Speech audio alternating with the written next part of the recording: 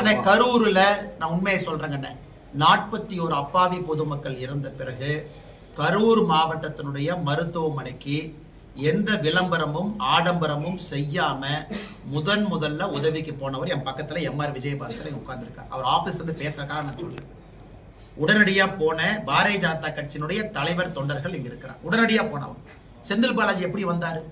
10 ambulance எடுத்துக்கிட்டு திமுக மருத்துவ அணி அப்படின்னு போஸ்ட் அடிச்சு ஒட்டிக்கிட்டு வந்து போட்டோ எடுத்து ஹாஸ்பிட்டல் போறதெல்லாம் லைவ் கவரேஜ் பண்ணி நடக்க நான் தான் ஃபர்ஸ்ட் போனேன்னு சொல்லி விடிய முதலமைச்சரை கூட்டிட்டு வந்து இன்னைக்கு நீங்க பாருங்க, தூத்துக்குடி விளாத்தி குளத்துல அந்த சகோதரியினுடைய போஸ்ட்மார்ட்டம் ரிப்போர்ட் இன்னும் நமக்கு வரல.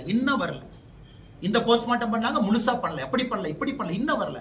ஆனா ஒரே நாள்ல நள்ளிரவுல அண்ணன் எடப்பாடி பழனிசாமி அவர்கள் காலையில எம்ஆர் விஜயபாஸ்கர் அவர்கள் காலையில கூட்டிட்டு வர்றாங்க.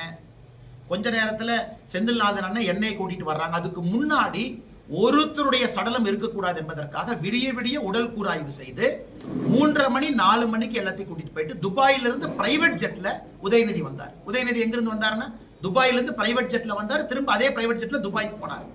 இதெல்லாம் பார்த்தா நமக்கு சந்தேகம் வரலையாங்கன்னா, எந்த ஒரு போலீஸ்மேன், ஒரு காமன் சென்ஸ் இருக்கக்கூடிய ஒரு போலீஸ் அதிகாரி, கொஞ்சம் கிரைம் நாலேஜ் இருக்கக்கூடிய போலீஸ் அதிகாரி, காமன் சென்ஸ் இருக்கிறவங்களுக்கு சந்தேகம் வராதாங்கன்னா, எங்கேயாச்சும் விஜயபாஸ்கர் அண்ணன் போய் நான் தான் ஃபர்ஸ்ட் போனேன், நான் தான் பண்ணேன் அப்படின்னு சொன்னாரா?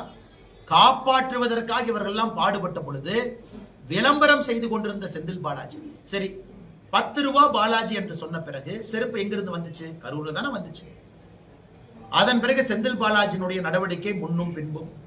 இவங்க போய் எனக்கு பர்மிஷன் கேட்கிறாங்க, விஜய் அவங்க கட்சியில சம்பந்தம் இல்லாத இடத்துல இங்க வந்து கொடுக்கறாங்க. அதுல திமுகவினுடைய முன்னாள் அமைச்சருக்கு சம்பந்தம் இல்லைன்னு நினைக்கிறீங்களா?